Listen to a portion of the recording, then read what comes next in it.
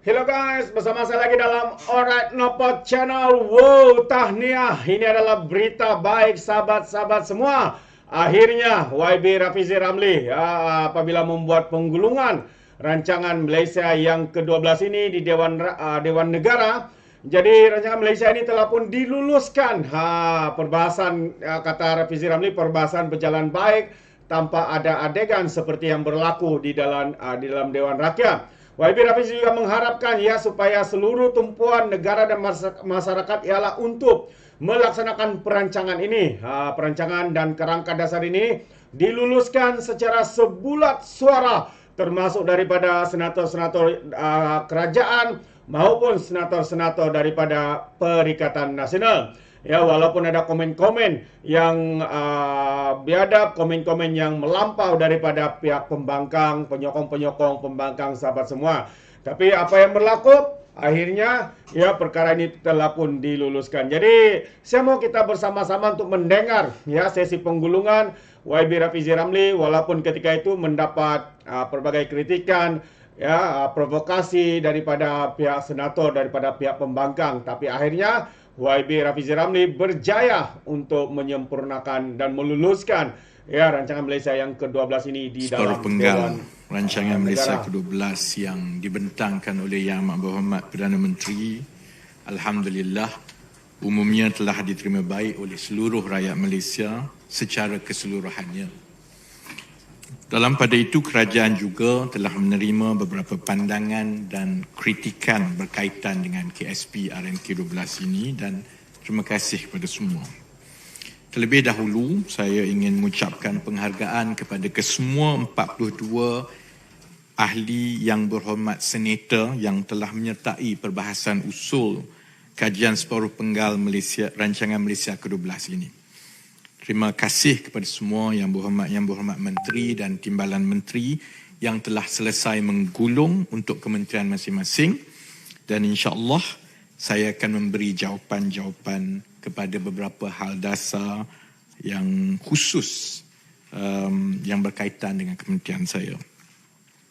Seramai 28 ahli yang berhormat senator telah berbahas perkara-perkara dasar yang menyentuh secara langsung bidang dan tanggungjawab saya, merentasi isu-isu utama seperti berikut.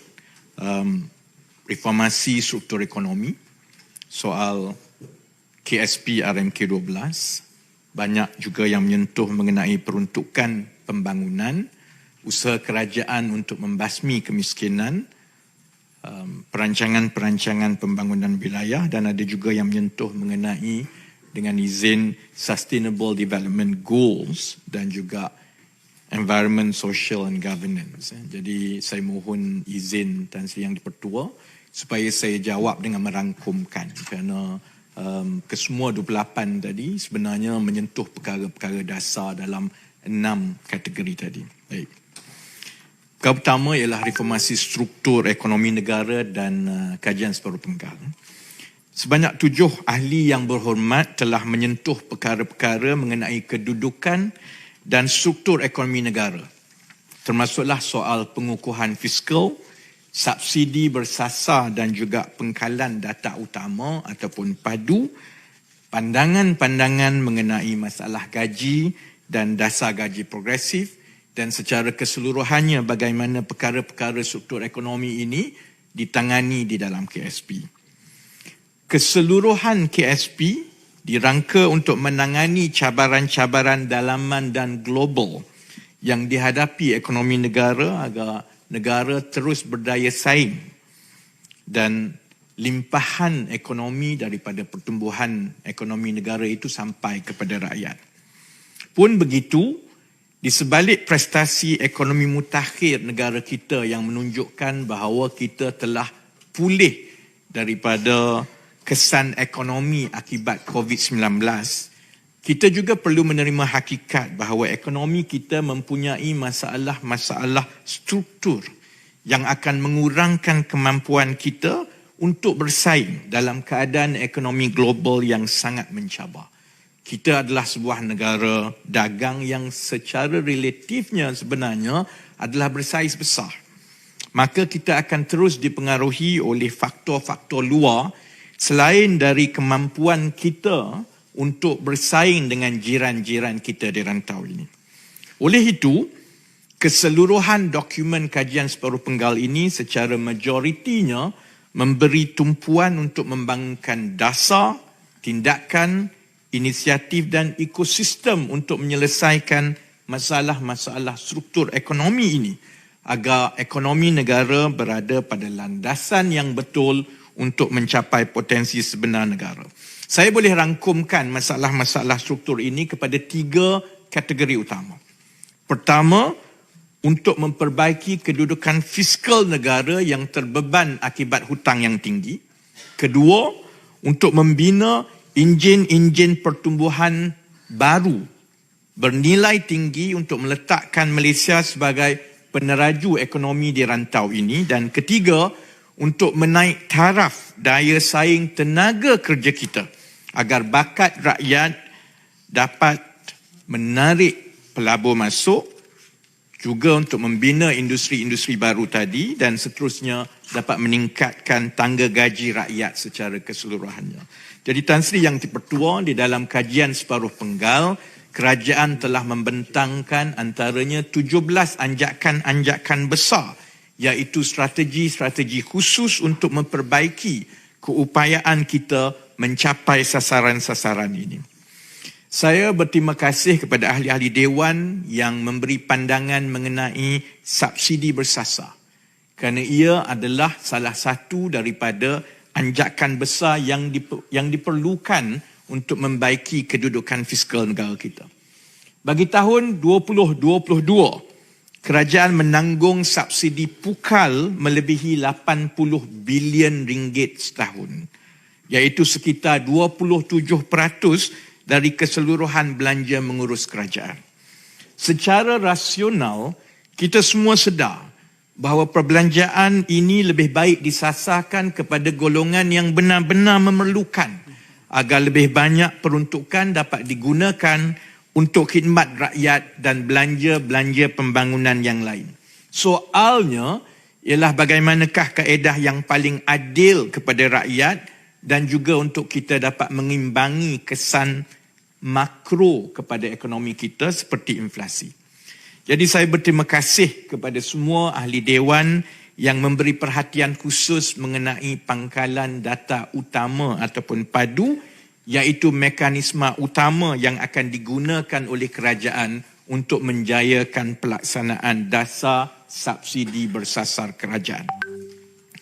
Bagi menentukan kumpulan sasar yang benar-benar layak dan mengurangkan, dengan izin Tan Sri Yang di-Pertua, inclusion and exclusion error, kerajaan telah mengambil inisiatif membangunkan satu pangkalan dasar isi rumah yang menyeluruh dan bersepadu sebagai rujukan berpusat dalam membantu kerajaan membuat keputusan supaya keputusan penentuan keluarga yang layak itu adalah berasaskan data serta mengatasi masalah sedia ada selama ini bahawa kerajaan ada pelbagai data dalam beratus-ratus kementerian, agensi dan dalam pangkalan data, tetapi pangkalan data ini sebenarnya berada dalam keadaan tersendiri ataupun silo dan sebenarnya dia non-interoperable. Dia tak boleh digabungkan dan dia tidak boleh saling merujuk kepada setiap satu pangkalan data.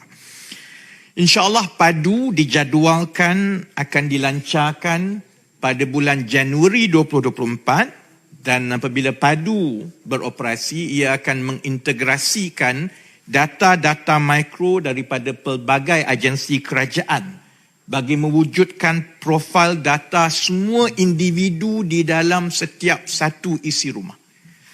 Dan sistem padu ini juga selepas dilancarkan akan dibuka kepada rakyat untuk setiap rakyat Malaysia mengemaskinikan maklumat mereka. Bermula pada Januari hingga Mac 2024 dan selepas itu kerajaan akan pada masa serentak akan menjalankan proses untuk mengesahkan dan untuk kita lakukan semak silang supaya kita benar-benar dapat mengesahkan kelayakan seseorang itu untuk mendapat subsidi bersasar berasaskan kepada pendapatan boleh belanja bersih sesebuah isi rumah. Jadi ada perkara-perkara yang dibangkitkan oleh ahli dewan.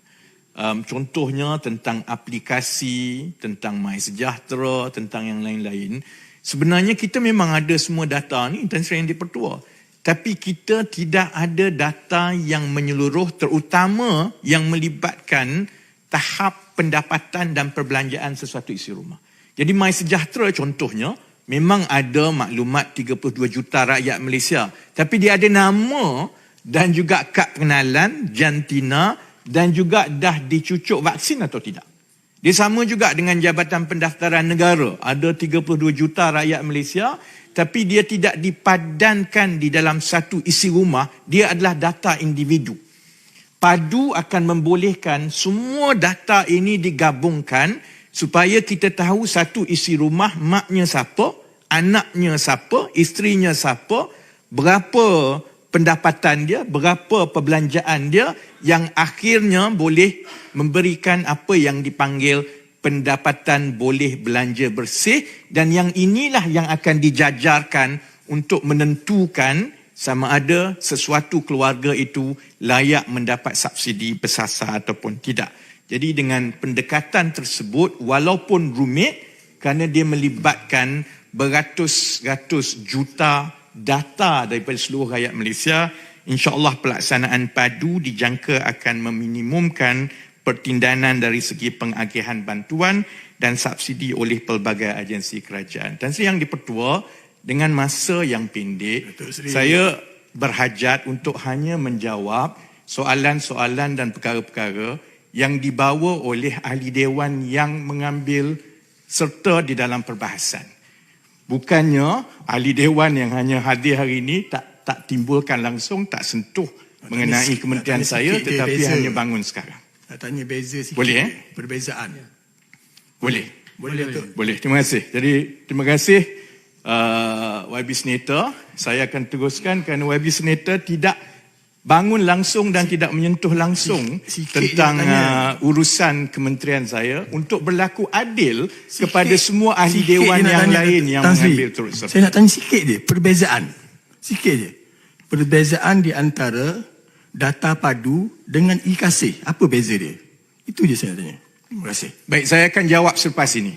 Dia memang saya akan terangkan kenapa kerajaan perlu menghasilkan padu berbanding dengan data-data sedia ada termasuklah e-kasih. Baik. Yang berhormat Yang di-Pertua, boleh senarai nama siapa yang telah pun terlibat dalam ucapan? Ataupun ini memang satu peraturan yang tak boleh soalan tambahan untuk sesi penjelasan daripada Ya, untuk berlaku adil, saya boleh baca semua yang telah bercakap lah, tapi dia akan ambil masa lah, 10 minit kan. Untuk subsidi bersasar dan padu, Senator Datin Haji Harus Suryati, Senator Datuk Arman Azhar Abu Hanifah, Senator Tuan Aknan anak lelaki Datuk, kemudian dasar gaji progresif pun mereka turut bercakap, termasuklah juga Datuk Sri Hajah Zurainah binti Musa, kemudian disambung oleh Senator Tan Sri Datuk Loh Kian Chuan. Saya boleh baca semua ni, Tan Sri. Jadi saya memang untuk berlaku adil dalam masa 40 minit itu supaya kita tumpu betul-betul kepada perkara-perkara dasar. Jadi kalau ada, insya-Allah yang ditimbulkan itu akan dijawab, dan saya akan bagi laluan kepada anggota dewan yang memang mengambil bahagian ataupun menimbulkan perkara itu. Supaya begini Ahmad, yang baiknya biar kita dengar Menteri menjawab dulu. Kalau ada dalam jawapan Menteri itu tidak terjawab soalan-soalan yang telah dibangkit, bolehlah bangkit selepas tu. Maknanya kita tidak mencelah benda yang ada dalam jawapan dia. Setuju Tan Sri.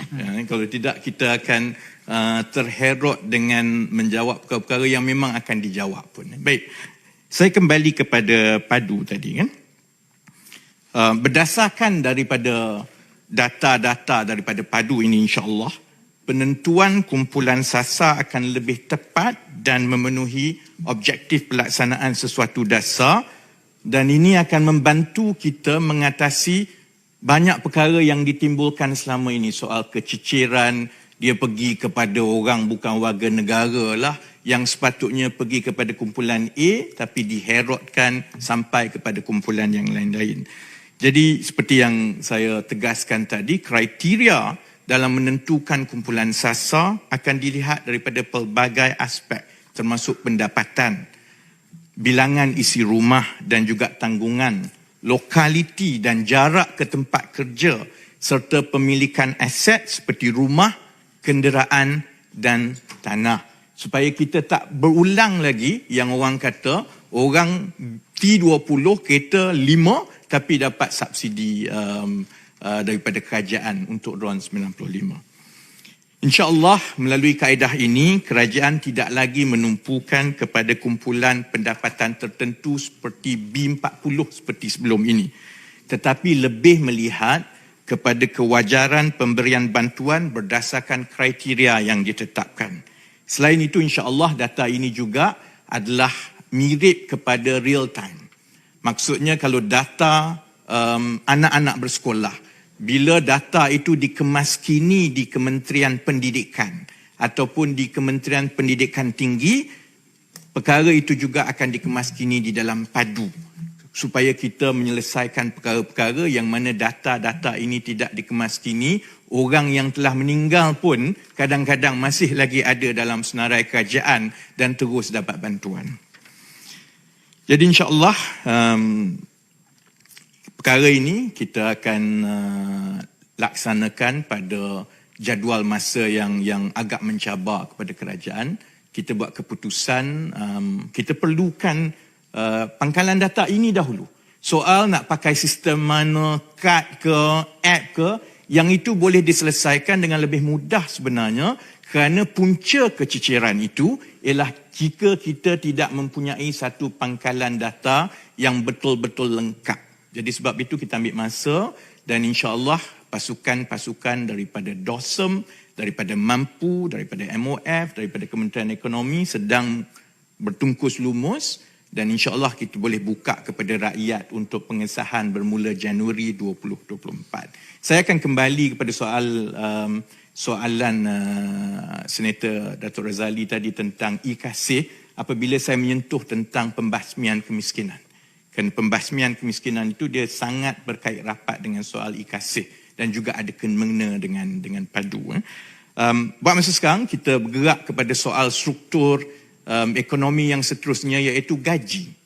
Juga ada disentuh oleh beberapa ahli dewan yang turut serta dan anjakan mengenai gaji ini juga ialah anjakan yang besar yang dibawa oleh kerajaan di dalam kajian separuh penggal ini. Kerana kita tak mahu jadi negara sahaja berpendapatan tinggi tetapi rakyatnya tidak berpendapatan tinggi.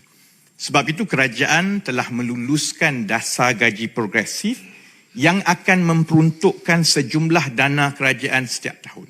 Sama Tan Sri seperti mana kita peruntukkan wang untuk bina bangunan, untuk buat lapangan terbang, kerajaan perpaduan ini telah mengambil keputusan bahawa kita perlu campur tangan terus di dalam soal gaji rakyat Malaysia kerana data menunjukkan bahawa gaji kita tidak meningkat pada kadar yang sewajarnya berbanding dengan kenaikan kos sara hidup. Dan peruntukan itu datang daripada kerajaan tiap-tiap tahun. Dan untuk kita pastikan perkara ini boleh membuat anjakan kepada tangga gaji rakyat mengikut sasaran kerajaan. Sebab itu kita perlu wujudkan satu ekosistem yang mampan mengenai penggajian di sektor swasta untuk menaikkan gaji rakyat secara berkala dari satu tahun ke satu tahun. Dasar gaji progresif ini insya-Allah akan menjadi pelengkap kepada dasar gaji minimum yang sedia ada dan juga sistem upah yang dikaitkan dengan produktiviti ataupun PLWS. Bezanya begini, apabila kerajaan dan pentadbiran sebelum ini memperkenalkan gaji minimum ini hanya terpakai kepada pekerja-pekerja bawahan yang tidak berkemahiran. Apabila dilaksanakan di negara-negara lain, pengalamannya ialah apabila gaji paling bawah itu ditetapkan pada paras tertentu, majikan menaikkan gaji yang ke atas tu secara setara untuk membezakan di antara pekerja berkemahiran rendah, separa kemahiran dan tinggi. Dekat Malaysia dia tak jadi macam tu.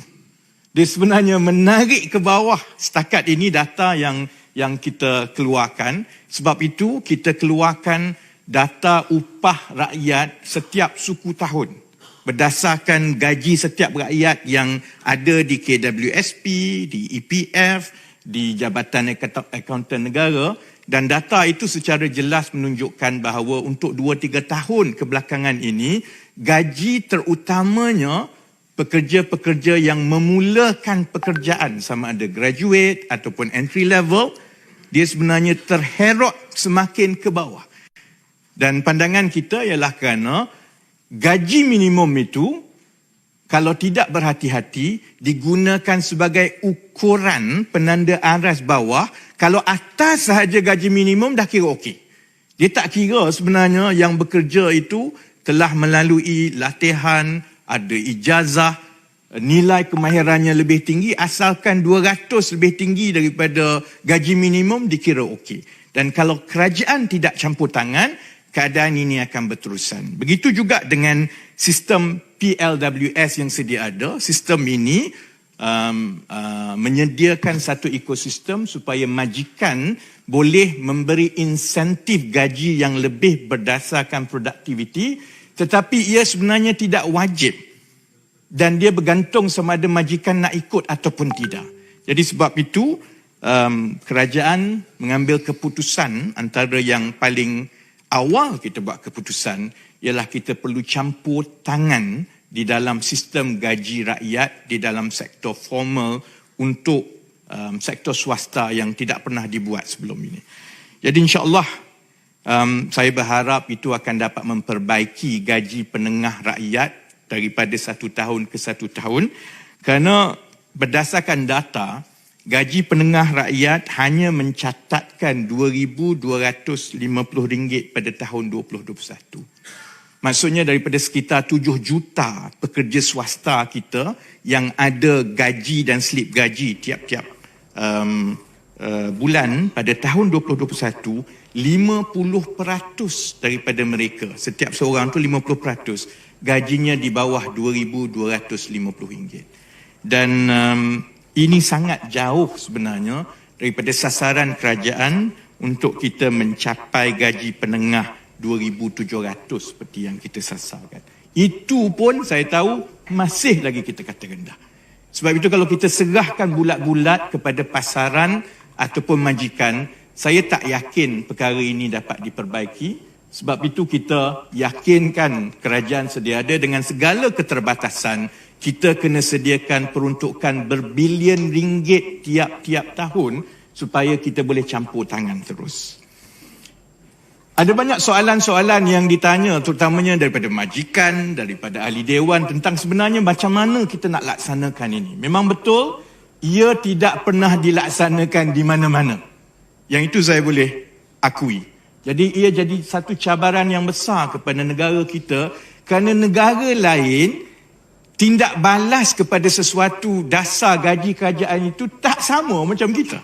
Negara lain kalau ada gaji minima dia naik, tapi kita dia herotkan sedikit kan. Jadi kita terpaksa bangunkan dasar gaji progresif ini berdasarkan acuan kita sendiri. Kita mengambil kira contohnya, kita tak boleh paksa semua majikan. Kerana daripada 100% entiti perniagaan yang ada di negara kita, 79% adalah bersifat perniagaan mikro, Tan Sri Yang di-Pertua. Ini adalah yang disebut oleh Timbalan Menteri KPDN tadi. Pendapatan tahunan kurang daripada 300,000 setahun. Kemudian pekerja 5 orang ke bawah. Dan sebahagian besar daripada mereka adalah di dalam sektor dengan izin F&B, yang gerai, yang restoran. Kalau kita paksa, maka daripada kita nak menaikkan gaji, mereka akan tutup kedai, gulung tikar. Jadi sebab itu, dengan peruntukan yang ada, kerajaan mengambil pendekatan bahawa dasar gaji progresif ini perlulah bersifat sukarela. Dia mestilah berteraskan insentif dan ia perlu terkait dengan produktiviti supaya ada pertanggungjawaban di antara majikan dan juga di antara pekerja. Dasar ini tidak bersifat mandatori bagi membolehkan majikan diberikan masa yang mencukupi dan dapat menyesuaikan pelan perniagaan sebelum menyertai dasar ini, memandangkan majikan akan mengalami peningkatan kos buruh apabila menaikkan gaji pekerja. Cuma kita berharap apabila dasar ini dilaksana dengan lebih meluas, ia akan mewujudkan pasaran bakat yang lebih cekap. Majikan-majikan tahu bahawa majikan yang tidak mahu membayar gaji mengikut kerangka dasar gaji progresif, mereka akan diketepikan oleh bakat-bakat pekerja yang ada. Maka itu akan menghasilkan pasaran bakat yang lebih baik dan itu akhirnya insya-Allah akan menjadi satu dengan izin Tan Sri Yang di-Pertua push factor supaya dia akan melonjakkan seberapa banyak majikan untuk turut serta dan mula membayar mengikut kerangka gaji progresif yang ditetapkan oleh kerajaan. Terbaik, itu dia sahabat semua antara pencerahan daripada YB Rafizi Ramli ya berkaitan dengan rancangan Malaysia ke-12 ini dan juga berkaitan dengan gaji progresif. Jadi kita mengharapkan dengan dasar yang sedang dirangka dan akan bakal dilaksanakan ini, ia memberi manfaat ya kepada pekerja-pekerja khususnya anak-anak muda untuk mendapat gaji progresif yang tinggi sesuai dengan kelayakan mereka masing-masing. Jadi sahabat semua, ini adalah part yang pertama, kita akan teruskan untuk part yang kedua nanti. Jadi sekiranya anda mau berikan sebarang komen, anda boleh berikan komen dalam ruangan komen. Terima kasih. Sampai di sini saja, izinkan saya untuk mengundurkan diri. Dan seperti biasa, peribahasa mengatakan, tak apapun kangkap, 2 ton keinginan. Dalam bahasa Melayunya, tepuk dada, tanya selera. Sekian saja daripada Alright Napa Channel, kita berjumpa lagi. Bye-bye.